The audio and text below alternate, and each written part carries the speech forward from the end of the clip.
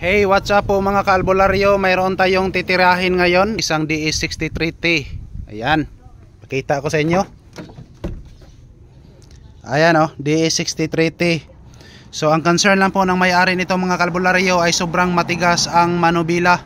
So ngayon po titingnan natin kung ano ang problema nito. Alright, here we go. So ayan po, itry nating paandarin ang makina. Ignition on.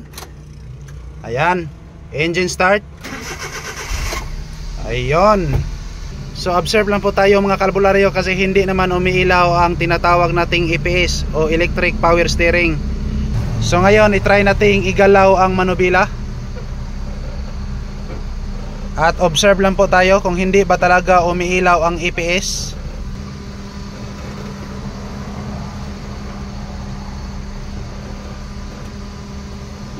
So ayan po mga kaalbularyo. Yan. So kita nyo ngayon na umiilaw na ang EPS. Ayan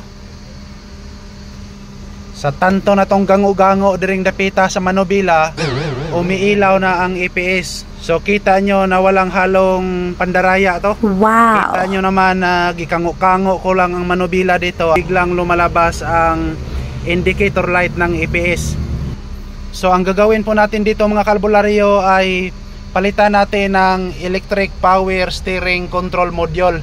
Dito po yan nakalagay. So titingnan natin at papalitan natin.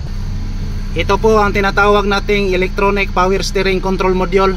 So yan po ang papalitan natin. Unang-una po ay babaklasin po natin tong mga sakit dito. Yan.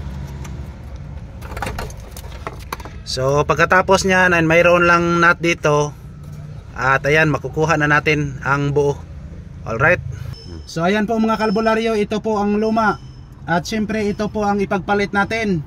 Surplus po ito. So tingnan nyo lang ang part number dito mga kaalbularyo, H6. At ito din ay H6. Ito po ang tatandaan nyo.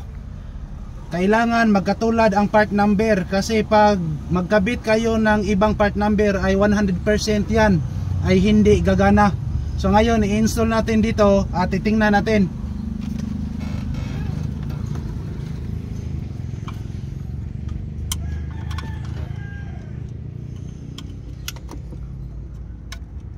Yan. Engine start. Ayan. Hindi umiilaw ang ating EPS indicator light. So i-try natin gango-gangoon ang manubila ngayon. Same before. Tulad ng dati. Yan, gango-ganguin natin at titingnan na lang natin kung lumalabas pa ba yung EPS indicator light. Kapuya sig tuyok Libon James. So ikaw ni tuyok Libon James, so di ba kakapuyon Libon James? So unsa man Libon James, pag yung magawas ang EPS indicator light? Pag yun man igawas, okay na gini. Ganiha og tuyok ko mga 15 minutos sa tuyok, lubag-lubag. Mao ba? Kita naon ba og kuan? Wag gawas eh. Wag gid ay.